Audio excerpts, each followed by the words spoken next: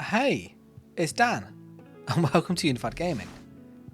So in this one, I want to share with you my Nightblade PvP build. This thing is a lot of fun.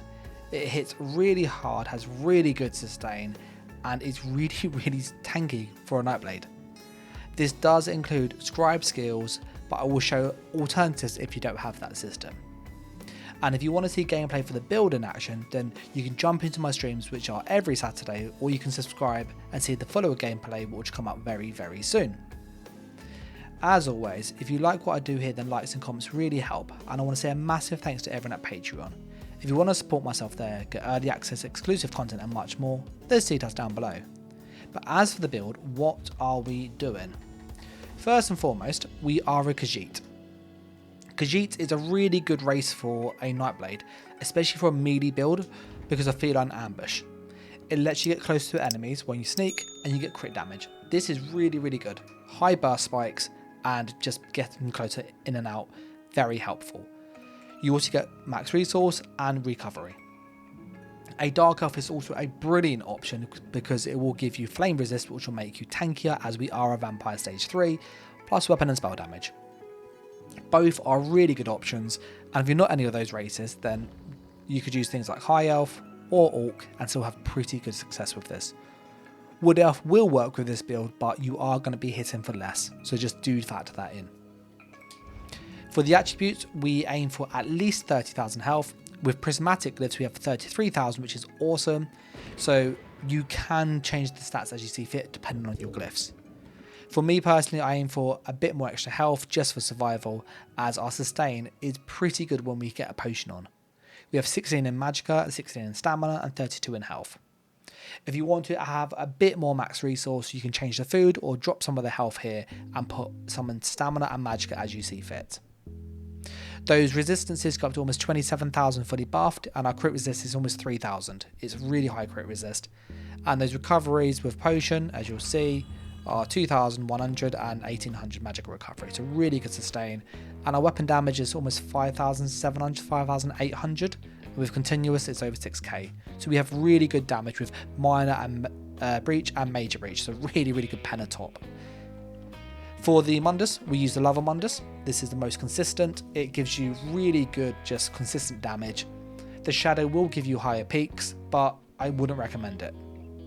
If you are playing in Battlegrounds and you need more sustain because you don't have the CP behind you, you can change this and go for something like the Serpent or the Atronach. As for the food and so on, we are using Bear Haunch, so it's max health and regens. The cheaper version is Jewels of Misrule, again that's max health and it gives you magic and stamina recovery. If you find your sustain is a bit too high and you want to have less of it for slightly more max stats, slightly more damage, Bewitched Sugar Skulls is a great option to pick, or you can push the damage even further and use Pack Leader's Broth or the Magicka version, which will give you more max health, more max stamina, straight Magicka depending on the pick. But I personally think Misrule, Bear Haunch are the best options for just general play, especially in Battlegrounds. For potions, we use Tri Potions. They give you everything if something goes low, so they're really good. But you could use more specialised potions like Essence of Detection against other Nightblades. Talking of potions, it is worth mentioning about the Alchemy passive. The Alchemy passive medicinal use will make your potions last 30% longer. That buff does you get more sustain. So it's definitely worth getting that passive. I'm going to go through the skills now and talk about what's on each bar, how they work. And also note that we are a vampire with this too. With being a vampire, we get access to Dark Stalker, which makes us sneak without being snared, which is awesome.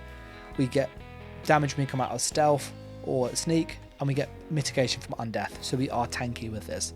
And that high health pool means we can benefit more and more from this. Yes, we do take more fire damage as a vampire, but when we're below 50% health, the undeath passive is a net damage reduction, even against that fire damage. So undeath is just really good. For the other skills though, we are using Concealed Weapon. When this is buffed, this goes to almost 12,000, so it goes up really high. We've got Killer's Blade, which is our execute. Rally, which is our damage buff. It also gives us stamina sustain, which is really helpful, and it gives us another burst heal. We don't really use this as the heal, but it's just passive healing. So this is really nice. We then have Shadowy Disguise, which gives us the invisibility and the crit chance. And we have Mercenary Resolves, which is almost a 20k proc when it's fully buffed. It hits like an absolute truck. And then round this off with Incapacitating Strike, which when buffed again is 19,000, so really, really high tooltips. For the bat bar, we have 2 scrub skills, which I'll talk about those. We first use Siphoning attacks. Siphoning attacks converts your health into max resource. So we can afford to drop some of our health to then get some sustain. This means that on the build, we have a lot of base sustain, so 1700 and 1400, but with this skill we can actually drop that even lower and change our monster set, which I'll touch upon in a bit. But this means that we can sustain really, really well, and this skill is just awesome for that. We use Healing Soul as our burst heal. This is really nice. It gives you a massive heal, it restores stamina and magicka, and it gives you major vitality. If we compare it to the Nightblade heal, Healthy Offering, the tooltip's nearly the same. This is 10,800, this is 10,100. Healthy Offering, however, uses 1,000 of your health for this, and you get minor mending. This uses none of your health, and you get major vitality, which is more healing. So this is a better heal in my opinion. It's just a better version of Healthy Offering. Yes, this is 3,700, but this gets 1,000 back, so it's 3,800 really. So Healthy Offering is really, really good is what I'm saying. You might be going, but I don't have scribing, what do I do? Well, you just run Healthy Offering. So if you don't have that, run Healthy Offering there. The other thing we're going to use is Healing Torch. Healing Torch is a fighter skill ability, which is really interesting, and it's a scribe skill once again. Now, this has a 6,000 initial tooltip. With our damage buff on, it is 6,700, so really high. It swipes 3 times, so you get 3 hits in 2 seconds. It gives you Minor Resolve, which is your Vigor armor buff, and you get 30% damage reduction while you cast this. Really, really good. As you use this, you swipe, swipe, swipe. You heal you and allies in the cone. This is basically AoE Vigor. That is the best way to describe this skill. It's 6,700 as you saw. When we pop out of stealth, it's even higher. So 7,000 there. If we compare it to Vigor tooltip, Vigor is 19,000 over 5 seconds. So again, really good heal. Vigor is basically solo. If you are playing by yourself in Cyrodiil, or you're in Battlegrounds by yourself and you don't want to heal allies, just use Vigor. It's better. But if you are playing in group play, so you're doing a duo, or you're doing maybe some Cyrodiil or Battlegrounds, and you want to help people with their low health to heal them, Healing Torch is really good. If you actually compare the heal, it's more healing power than Vigor. It's a 2-second cast. That's the only downside.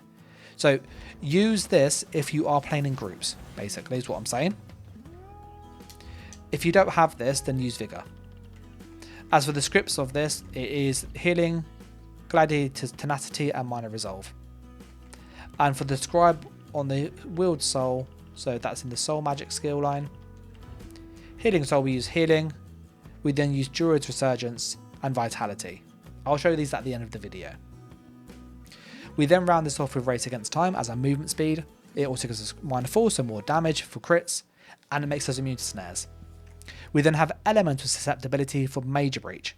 So in the build we have Major and Minor Breach, which is 9,000 penetration. So on that front bar, we've got 13,000 there. If we attack from behind, we get another pen buff, as you'll see. So let me go in stealth. It goes up and up and up. So 13,000 there. If you get it higher and higher, it goes higher and higher still. I think you get an extra 1,500 roughly, so we've got about 24,000 pen total. The skills you can't really change in all honesty massively. The only thing you may want to change is Rally and use something like Degeneration. So if you go to the Mages Guild, Degeneration will give you Major Brutality and Sorcery. It will give you another dot. It will give you a damage buff. You do lose access to that Burst Heal and that Stam Sustain, but it's not essential because we do have access to Siphon attacks. So this can be a way to just get more and more just free damage basically, so that is worth considering. Me personally, I actually prefer running the rally. I find the extra heal nice, the sustain's awesome, but you can change it for that if you want. As for the sets and so on, we're going to touch upon this just before the CP. CP really quickly: Fighting Finesse, Master Arms, Deadly Aim and Backstabber. These are your max damage ones. If you're playing in Cyrodiil and your job is to get in and hit really hard and get out, these will work the best. They hit really, really hard, helps confirm kills. If you find that you don't hit from behind often, change Backstabber to Wrathful Strikes, you'll then hit consistently hard. If you find you want to do more brawling and be in melee range much more, I would suggest that you get Jeweler's Rebuff, and you can put this instead of Backstabber. And if you need even more mitigation, you could go get Ironclad, and you could go and swap this for either Fighting Finesse, Master Arms or Deadly Aim. I'd probably go with Fighting Finesse simply because people have Impen, they have Rallying Cry, so you can help negate that. Personally though, I find the damage ones better because I like to kill people fast, and you know, if I die, I die. It is what it is. For the red ones, we use Celerity. This is amazing. Movement speed is king for PvP. I use Survival Instincts and Pain's Refuge. You then have access to either Bastion or Sustained by Suffering. Bastion means you hit sorcerers and people with shields really hard. Sustained by Suffering gives you more sustain. Personally, I would keep Bastion because I don't like sorcerers. I absolutely hate them. I loathe them so much. And this really helps against those, but it's personal choice there. If you really want to save some stam, you could go for something like Slippery if you have lag in your server, or Expert Evasion, or you could just go for more passive defense with Fortified or Boundless Vitality for max health. And for the green ones, Steed's Blessing and Sustaining Shadows. The rest are up to you there. The last part of the video now is to go through the sets and then touch upon scribing at the end. For the sets, we are using Tarnished Nightmare. This is phenomenal. We have this as a Maul 2H and it's on Sharpened. I use double dot poisons because that really helps, but if you don't want to run poisons because they're expensive, you could use an Oblivion Glyph instead. It's cheaper to run, but poisons are better. You're probably asking yourself, why am I using a Maul and not dual wield? A Maul gives you access to Battle Rush, which is 30% more stam recovery when you kill somebody. That is huge. The other stuff isn't really helpful apart from the AoE cleave on light and heavy attacks. If you want to go for slightly more damage, you could go and swap these for Tarnished Nightmare Mauls. So you swap them all to hammers, one Learnhoned, one Sharpened, Learnhoned on the main hand, Sharpened on the off hand, and then I would recommend dropping the poisons for Disease and Poison Glyph. These work better. And if you do this, your damage will be slightly higher, yes, but you then can't run Rally, which is a problem, so you have to run Degeneration.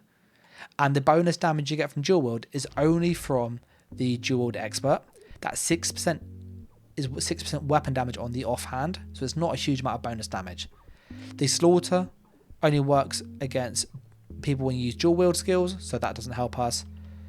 The Controlled Flurry, that doesn't help us because we have to use Dual Wield skills. Refarian, you have to use Dual Wield skills. So again, the only benefit you get is this Dual Wield Expert giving you slightly more damage. I prefer the sustain on the 2H. I prefer the AoE cleave.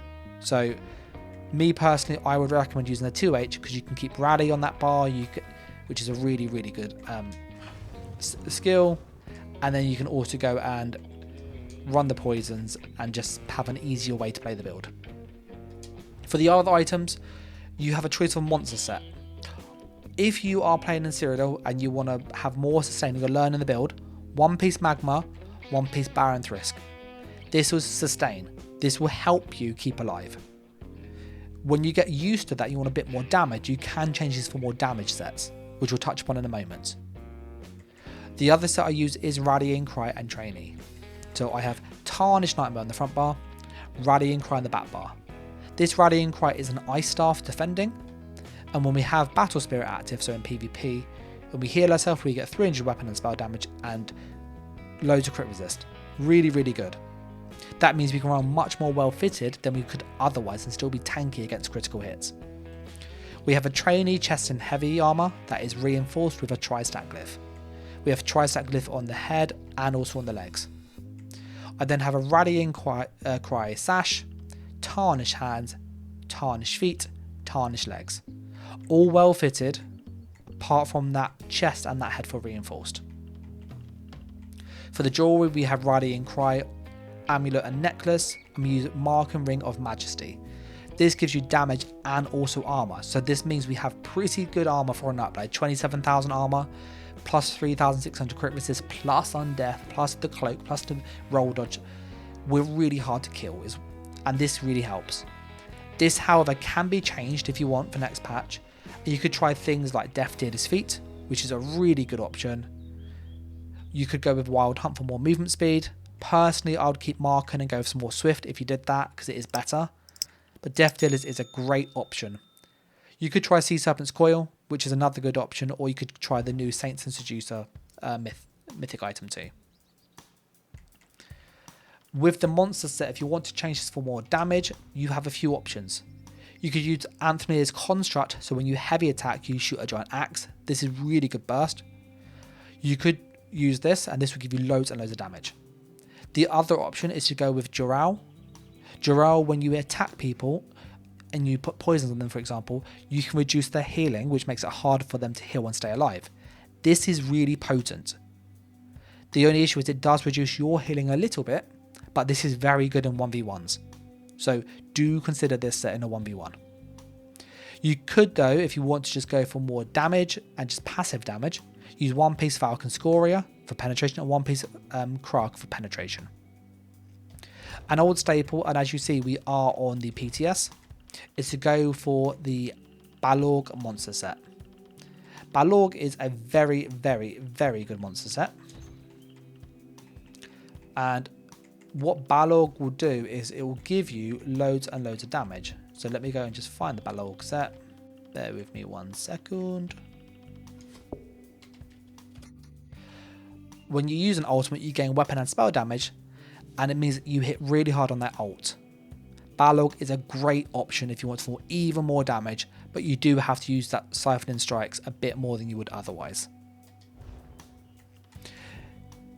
If you don't want to use Balorgh though, you could just go with, as I said, one piece Falcon Scoria, one piece Krark. I want to just show you the mythic items from here that you could also try the Saint and Seducer mythic. This is a brand new mythic which is really hard to farm but is really good. If you drop the Marken, which means you do lose that armor, 2,300 armor and some damage, and you put Rallying Cry here instead, you could then run Saint and Seducer. This is also really worth considering. When you're in combat, you get 1 of 5 major buffs, and the enemies around you will get a minor version of that. So if you get major Berserk, they get minor Maim. If you get major Resolve, they get minor Vulnerability, minor Breach. You get the idea. So they kind of offset each other. So when you get a damage buff, they get a debuff. If you get an armor buff, they get an armor debuff. If you get a crit buff, they get an armor crit debuff. Sorry. If you get an evasion buff, they get a vulnerability buff. So it works kind of like that. This is really, really good. Absolute nightmare to farm, but really, really good. But that's the build there. It's how it works. It's very versatile with its just how you can play with the stats and the skills, and you can tweak it quite heavily, which is what makes this such a fun way to play the class. If you get any questions though about the build, let me know in the comments below. And if you want to see that gameplay, then like, comment, but more importantly subscribe, because it will be coming out very, very soon. But as always, I want to say a massive thank you to everyone at Patreon who helped make the videos possible. If you want to support myself there, get early access and much more, there's details down below. Until the next video or the next stream, take care guys, thanks for watching, and bye!